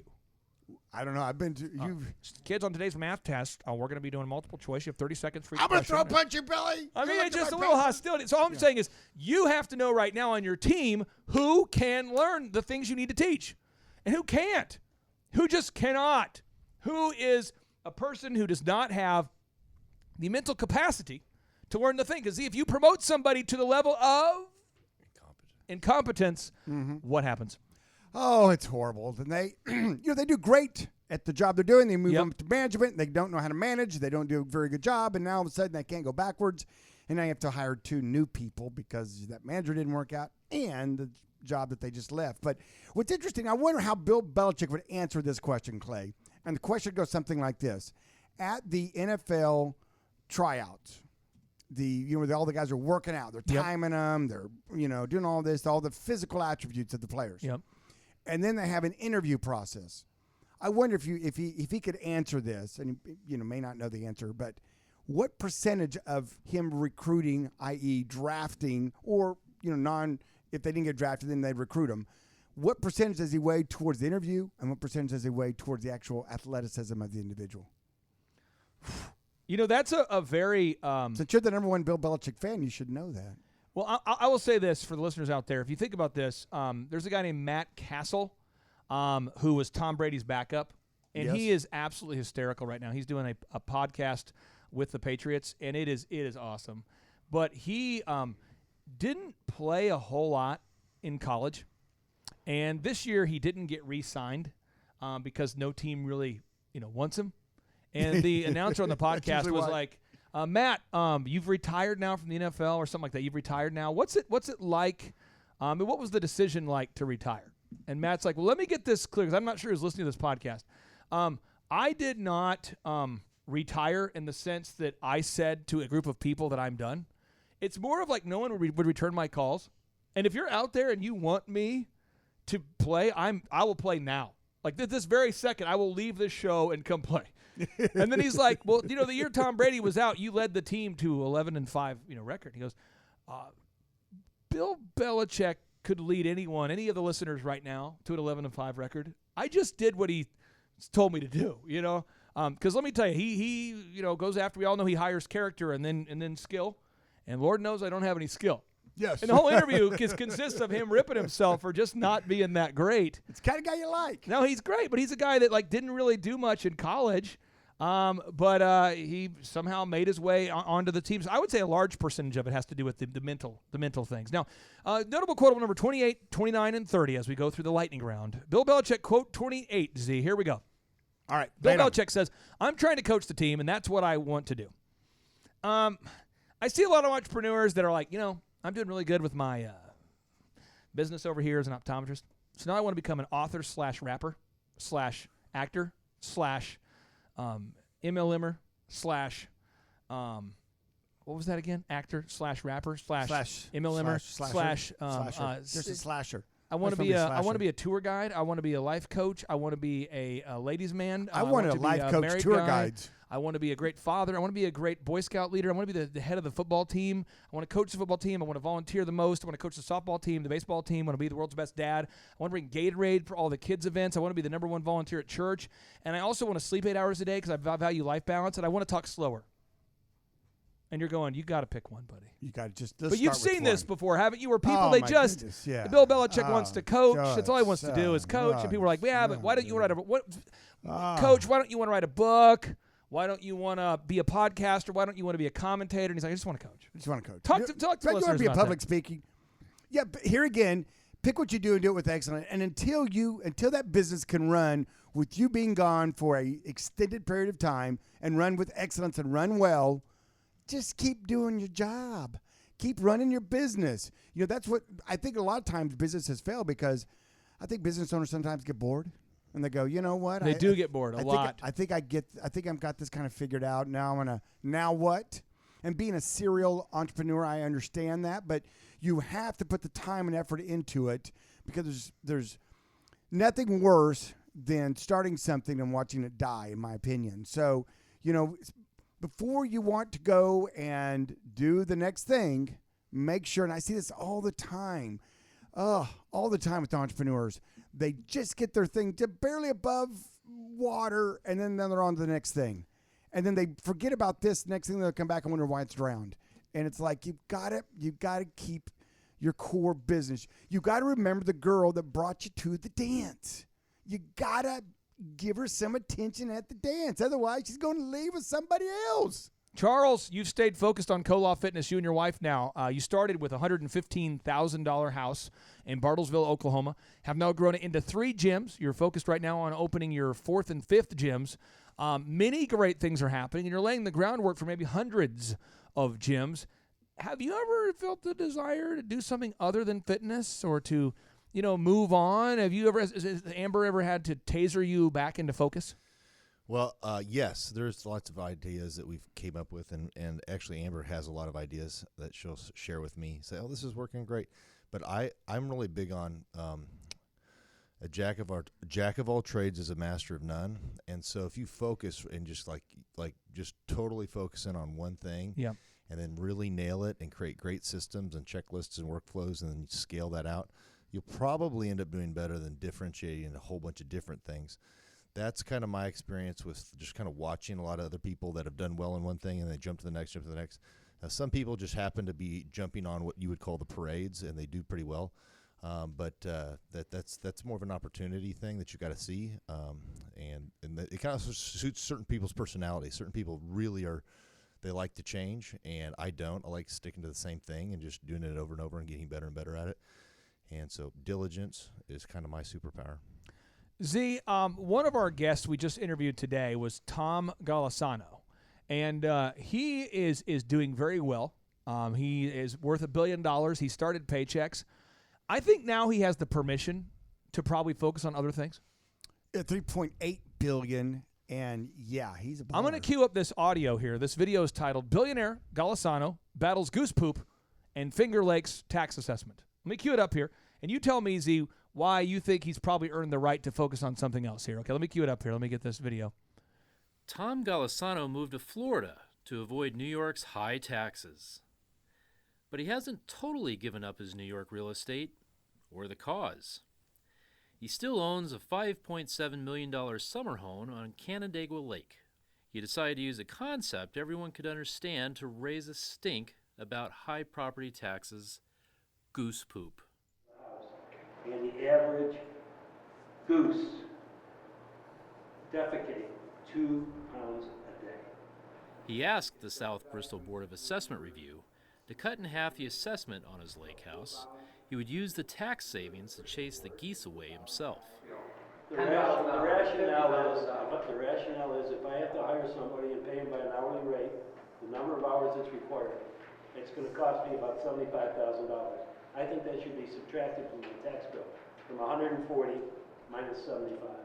He also quit paying his property taxes in protest. Mm-hmm. And how long are you willing to let that go on? Probably until they foreclose and repossess the property. Really? You would let that happen? No, I don't think I'd let it happen, but I'd hang on till then at least, and then I won't pay the next year's. The hearing got contentious. But this county showed no effort whatsoever to help me with this problem. Used the form to blame the town of South Bristol for everything that's wrong with property taxes You're in not New York offering State. any help to me. There's always a for sale sign, Mr. Golisano. And I don't mean to be smart about it. That was a smart comment. Thank you very much for taking the time to come. My man. Here. He hopes the drama gets people talking to their state legislators. So how is it an appropriate protest to not pay taxes, which pays for teachers and police and fire? You're here, aren't you? Doesn't that make it a valuable protest? Now, see, that's the kind of stuff that you can focus on once Goose you've poop? hit your goal. No, Goose once poop? you've hit your goals. I mean, people who Google me all the time, they'll say, Clay, why did you run for mayor? They always ask me that. Well, this is what happened is I sold a business, and I had myself in a spot where I had like a 7-figure cushion, and I didn't need to really work again for a while, Z. And I found out that in the city of Tulsa where we live, I would consider Tulsa to be a red city or a conservative city. We had somebody on the left side of the aisle running unopposed. You remember that? Unopposed. Yes, you. And I thought, and so I went out to dinner with this person. We talked, Miss Kathy Taylor, and we talked, and it was abundantly clear that she was running unopposed. And I thought to myself, well, I've got a lot of time on my hands. Let's do it. Now, but it took all the time on my hands, Z. All of the time on my hands. All your time. I remember the 1170 KFAQ poll said that I was up 53% to 70 or to like 47 or something. And I was going, yes! And I would just watch that every day, the KRMG, the KFAQ. Oh, yeah. Because at the time, the man who went on to become the mayor, Mr. Bartlett, and other people who wanted to run hadn't announced their candidacy yet. And it looked like she might run unopposed because she had such a big budget. And I was just watching that. I was spending all my time. But if I had been running a business at that time, it wouldn't have worked. Well, no, it would have worked. Your business would have failed. There it is. That's what I'm saying. Oh. What you put your time and effort to would have been successful, would have been profitable for you in your mind, but your business wouldn't have been profitable. So don't battle, tax assessments and goose poop until you have billions of dollars or a lot of money. Until you've reached a certain level of your business being able to run, or businesses being able to run without you having to hover over them, that you can step away from them for a little time to do your thing. All right, now this is my final 2 quotes here. Bill Belichick, quote number 29. I don't Twitter, I don't MyFace, I don't yearbook. Bill Belichick said, I don't Twitter, I don't MyFace, I don't yearbook. When asked, sir, what kind of interaction do you believe is appropriate for NFL coaches on social media? He responds with, I don't Twitter, I don't MyFace, I don't yearbook. See, I see a lot of entrepreneurs who are, well, I say entrepreneurs, who want to be successful, that spend the vast majority of their time on social media. And then I've noticed that the more successful you are, the less amount of time you spend on social media. The more success you have, the less amount of your time that you spend on social media, by and large. I mean, not 100% true, but the average person, according to Nielsen right now, and Devin, you can put a link to it, is spending 11.3 hours per day on their smartphones. According to Nielsen, the average person right now is spending 11.3 hours per day consuming media. 11.3 hours per day. That's a lot of time. 11.3 hours per day? How can you get anything done? Well, you can't. That's their job. So talk to me about this. And that's what they're doing. They want to creep on stuff. They want to look at everybody else's fake lives. They want to, and there's something about that is trolling time is addictive, and they just go down this channel of it. And the guys that write the apps, they won't even let their kids use them now because they know how addictive they are. But they're so addictive, and people just can't stand the little red dots. Got to get rid of them. They want to know what they say. Did they like? Did they not like? What's going on? What'd you have for breakfast? What, did you take a picture of it? Paul Graham shared a tweet that was powerful. There's an article called, and Devin, if we can put a link to it, the article's called Our Minds Can Be Hijacked. This appears in The Guardian. And the article is referencing Justin Rosenstein. You might say, who's Justin Rosenstein? I think I know that name. He's the guy who invented the Facebook like button. Justin Rosenstein. He says, Justin Rosenstein had tweaked his laptop's operating system to block Reddit, has banned himself from Snapchat, which he now compares to heroin, and has imposed limits on his use of Facebook. But even that wasn't enough. In August, the 34-year-old tech executive took a more radical step to restrict his use of social media and other addictive technologies. Rosenstein purchased a new iPhone and instructed his assistant to set up a parent control feature to prevent him from downloading any apps. He was particularly aware of the allure of Facebook likes, which he describes as the bright dings of pseudo-pleasure that can be as hollow as they are seductive. And Rosenstein should know. He was the Facebook engineer who created the like button in the first place. A decade after he stayed up all night coding a prototype of what was called the Awesome Button, Rosenstein belongs to a small but growing band of Silicon Valley heretics who complain about the rise of the so-called attention economy, an internet shaped around the demands of the advertising economy. For humans to develop things with the best of intentions and for them to have unintended negative consequences, it's very common. The average person now touches, swipes, or taps their phone 2,617 times per day. Whoa! One recent study showed that the mere presence of smartphone damages your cognitive capacity dramatically, even when the device is turned off. Everyone is now distracted. Rosenstein says, all of the time. But those concerns are trivial compared with the devastating impact upon the. And he goes on to talk about how when you're looking at your phone 2,617 times a day, you can't hold a thought. Certainly can't read a book. So if you want to take the quality of your life up, put the smartphone down. Take the quality of your life up. I may miss a call. You probably will miss a call. What if my kids are calling? That's okay. That's okay. Remember how, like in the 80s, your mom couldn't reach you and you didn't die? I didn't? I mean, maybe I came back. Maybe I'm reincarnated. Maybe I am maybe reincarnation is a thing. Maybe I did die. Maybe this whole time I've been alive? Maybe this is a dream. Maybe the dreams are when we're alive. When we're alive, this is a dream. Oh, that makes. Let's go watch The Matrix again. Okay, now Bill Belichick, quote number 30. It's the business that you guys are in, too. We try to get as much information as we can and make the best decisions that we can for the football team. At the end of the day, Charles, once you get all the facts, you do have to act. I mean, at the end of the day, Z, once you get the facts, you have to act. You can't just sit there and committee it to death. And there are certain people who've been to a lot of college who typically want to form committees to avoid ever making a mistake. But eventually, the rhythm of entrepreneurship is like this. You define what you think's going to work. You act. You measure, refine. Define, act, measure, refine. Define, act, measure, refine. That is the rhythm. Define, act, measure, refine. You define what you think's going to work. You gather the facts, but then you act, you measure the results, and then you refine. Charles, you've seen people who get stuck. There's people probably not in your company, but within other companies who will form committees, exploratory committees. You're trying to schedule a holiday party, and we'll form a task force to determine the best overhead music for the Christmas party and what day would be the good fit. And should we call it Christmas or should we call it holidays? You've seen this before, Charles. Mm-hmm. How can that absolutely destroy your momentum? Oh, yeah. Well, definitely the morale starts to change in that meeting, and generally we have somebody definitely wants it to go one way and definitely goes another way, and then we have to cover other action items, and then the morale for the whole meeting is kind of off.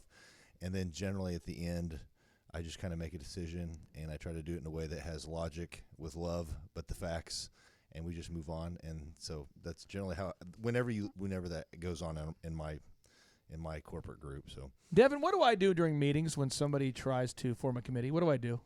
You see it every day. You make a decision. Yeah. Or I'll say highlight it green. You see that move? Okay, my decision today is I'm going to allow the committee. In fact, I'd like a committee to meet to talk about forming a committee because I think that's really where we're missing the boat. I have done this. I've seen you just do revisit, okay? Like they start getting stuck on something. Revisit. Revisit. Oh. Circle back. So we'll just move back. Circle back. Because it's something that's really not a revenue-producing activity, but somebody has a really strong opinion on it. And so I'm like, okay, well, we'll just revisit that, and I just move to the next thing. Or else we're going to be there all day, and everybody's emotions are going to get riled up. So, and generally within a month or two, everybody's kind of forgot about it. So it's just generally within a month or two. I love that. Now this show will come out after our Christmas party, but this year the Christmas party will be held at the beautiful Cityplex Tower. What floor is it on? 60th floor. And how many people do you estimate? I was talking to Sydney, given our RSVP number, but how many people do you anticipate being up there? We're getting closer to 400 every day. And there are some people that I'm sure want to have the party at a different date. And not everybody's going to agree on the date. Correct. Not everyone's going to agree at the official time. I think it starts at 6:30, goes until about 11. But not everyone agrees on the date or the time or the number of drink tickets or the entertainment or the giveaways or and so Z, how do you make these tough decisions? Do you form a committee? What do you do? I just make them. I mean, it's not rocket science. I mean, the thing about it is if you're throwing the party, you get to pick the date. You don't have to have a committee to find out what date's best. You pick the date that's best for you. Here again, it gets back to that, having things. You're the boss. I love what you said. I mean, with love. I mean, you always want to be compassionate and you want to take things into consideration. I don't think I ever have a Christmas party make it on December 24th, December 25th. It's my party. It's Z's party. Yes. There you and go. you can cry if you And I want can to, cry if or I you want can, to. you can cry with joy if you want to. That's right. Yes. But it's your party. I could laugh if I want to. You could, and it could be a great thing or it could be a bad thing. Right, and then people can decide because they've been going to it now for years whether they want to come or not, and that's on them. You know, I mean, hey, I'm not forcing anybody. This isn't Russia. Is this Russia? By the way, we have a listener in Russia right now who's been emailing us recently, and that is true. But this is Putin? not. Hey, are you at all aware of the shared military exercise right now between Russia, Iran, and China? Have you heard about this? I was talking to Wes Carter, my attorney, today about this. We had some downtime. I'm not surprised. Now, I've heard about this one specifically. I can't say that I have. This just came in here. This just in. I want to read this to you. This is a little bit exciting here. Right now, Iran says the joint naval maneuvers with Russia and China are going to start in December, and I don't know if that's a good idea necessarily. But again, it's their party. They can do military exercises if they want to. That's true. They're not running it by us, and if we don't like it, we need a bigger military, right? I mean, right? Well, I mean, you know, what does that mean, and what do we need to do? I mean, those are all good questions that the people we elect are, you know, supposed to take care of. We believe, but again, if we don't agree, we can elect somebody else. You don't agree with your boss, If we don't you like can go their somewhere else. We don't like their actions, and that's what you do. You have a vote, and then you can apply your vote. See, why should everybody tune into part 4 of our epic Bill Belichick Notable Quotable Breakdown series? I mean, what kind of management skills do people need to learn? Well, here's the deal, folks. You're going to learn by the mistakes from mentors. And whenever you find GOATs, when you find guys that are like really at the top of their game, and greatest of all times, that's the GOAT acronym there. When you find some of those guys, you can kind of deep dive into them and their life and how they run their organization. You might say, yes, it's not a true business. It is a business. And he is the CEO, and he is running it like a business. You know, he has different, you know, moving parts. But, you know, guess what? When you look at your P&L every month, that's whether you win or lost. You know, I mean, his. I mean, they talk about his on ESPN. They probably don't talk about your business on ESPN too much, but there are a lot of similarities. So why not study someone who's at the top of their game and doing it with excellence? Plus, he's kind of entertaining anyway, too. I think we have to wrap up today's show with a boom. Are you prepared? Yes, sir. Team Cola, are you prepared? Yes. Devin, are you feeling the flow? Special D. Are you riding the bull? Oh, right. Are you metaphysically prepared? I believe so. You know, I found out, by the way, most people listen to this show on the way to work. So even though we're ending the show with a boom, it's kind of like we're starting a commencement ceremony with a boom, because commencement means to begin. Let's do it. Ooh. So we're kind of like starting the commencement of your day right now. It's a commencement ceremony on boom. See, are you ready for the boom? Let's get it on. Here we go. 3, 2, 1, boom! Stop what you're doing and think about this for a second. What would happen if your company was suddenly able to generate exponentially more quality sales leads? That would be incredible. What would happen if your company came up at the top or near the top of the Google search engine results? Well, I would just feel overwhelmed with all that business. How many thousands of dollars in lost sales or millions of dollars in lost sales are you missing out on simply because your potential customers can't find you when they go online to search for the products and services that you offer? I refuse to think that thought because I don't want any more business. Unless you are a dirty communist that hates money, my new book, Search Engine Domination, will help you grow your business. In my new book, Search Engine Domination, we will teach you the specific steps that you need to take to dominate the search engine results. What do you mean by dominate? You see, in my new book, Search Engine Domination, we will teach you the specific steps that you need to take to dominate search engine results. Download your free ebook copy today at thebestseobook.com. I repeat, that's thebestseobook.com. My name is Amy Baltimore, and I am a CPA in Covington, Tennessee. I've been working with the Thrive team now for about a year.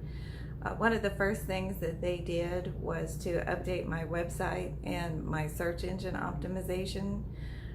I prior had a website, but I was not being found on Google, and all of my new business was coming through referrals from friends, family, etc. And right away I started to see results.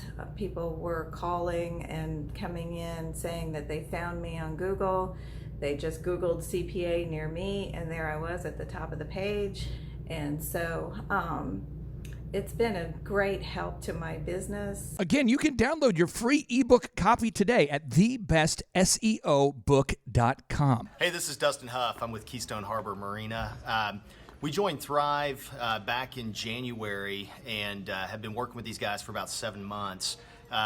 During that time period, we have moved up our Google rank through reviews and SEO processes that we've compiled through these guys. Our leads have gone from about 4 a week to now 165 a week. So the process works. I will tell you from experience, once you begin, you have to stay with it. As long as you continually do this week in and week out, month in and month out, you'll continually grow. The system works, but nothing works unless you do. You've got to take some action. Download the ebook for free today at thebestseobook.com. Hello, my name is Daniel with Daniel's Heating and Air here in Amarillo, Texas. The way Google has affected my business, we have got a lot of calls from Google. Right now it's July and we've had the best month ever. And it took us about 8 to 10 months to get on top of Google, and I'm glad we did. Remember, nothing works unless you do. You have to go to thebestseobook.com today. Download the ebook for free. Just download that ebook for free, and you'll be off to the races. Hi, my name is Christina Nemus. I'm the owner and operator of Angel's Touch Auto Body and Detailing in Bourne, Massachusetts. We have been working with Thrive and their coaching for, say, 8 to 9 months, and it took us about 6 months, 5 to 6 months to get on the top of Google, and with their help with the website and marketing, and the SEO and retargeting ads with Google, and it has been phenomenal. We just have light and day business coming in, phone calls coming in, walk-ins, referrals. It's just through the roof, and we couldn't be happier. At the moment, we are up 50% this year from the previous year, and not only is that part of our own hard work and diligence, but also with the help of Thrive and what they've done for us and getting us on the top of Google and, you know, all their knowledge and coaching. And yeah, so super grateful, super pumped to see what the future holds for all of us. Thank you. This is your year to thrive. Success you will find. Today is your day, and now is your time. Lazy hands make for poverty, but diligent hands bring wealth. Proverbs 10:4. I'm here to tell you, you can do it if you can just motivate yourself. 12 the masses had to cut off a few, so on the daily you and I could rendezvous. A misshapen tree that I had to prune. I had to make cuts to be here daily at noon. So like a tidal wave of knowledge monsoon, I could rain on the parades of those who doubt in you. Are you the next Rockefeller or the next guru, or the next Dr. King who's changing the rules? Walls are in your way, will you run right through? Like a running back, forth the one, it's up to you. I remember my days back in the dorm room, tuned to the gloom like the temple of doom, overwhelmed with the doubts that try to consume my hope for the future that I could pursue. But from the mountaintop now I can conclude that you have what it takes if you want the view to. This is your year to thrive. Success you will find. Today is your day, and now is your time. It's your year to thrive. Success you will find. Today is your day, and now is your time. This moment is profound cause you're above the ground. Your road might have been rough, but what you got now is now. We're here to pick you up and to even show you how, but you gotta be resourceful with that old plow. Started from the bottom, but I worked my way up, cause by 4 a.m. I've always been prayed up. Rise and grind as your time, don't dare let up. You gotta get it, don't quit it till your seeds grow up. This is your year to thrive. Come on. Success you will find. Yes. Today is your day. Somebody say. And now is your time. It's your time. It's your year to thrive. Come on. Success you will find. Today is your day, and now is your time. It's your time. We all have a wish and we all want to win, but we cannot begin without self-discipline. If you fall on your face, get yourself up again. Attach yourself to goals, not fail with the friends. When the storms get rough and they scatter and leave, you only be there with yourself and what you believe. We believe in you, but not as much as God does. If you're going through hell, he's got nothing but love. Apply what you learn, increase what you earn, and in due time time you got money to burn. Apply what you learn, increase what you burn, and in due time you got money to burn. Sing it. Apply what you learn, increase what you burn, in due time you got money to burn. Sing it. Apply what you learn, Sing it. increase what you burn. Yes. In due time you got money to With to this biblical burn. miracle, Yeah. I look to shout down the doubters. Kill the weeds that be killing your dream flowers. Empower you to devour all the obstacles that make your sweet dreams sour. As for me, I used to stutter, but now I'm on the microphone smooth like butter. If I can do it, I know you can too, but you must stick to it like postage do. And while Merton's on the chorus, singing what he sings, I encourage you to dream big dreams. Today is your day. Today's your day. And now is your time. It's your time. This is your year to thrive. Sing it, sing it. Success you will find. Today is your day. It's your day. And now is your time. It's your time. Today is your day. Come on. And now is your time. Sing it, Martin. Today is your day. Now is your time. I realize I can't sing like that, but I can talk and play the woodblock. Okay. If you guys need me, I'll just be over here.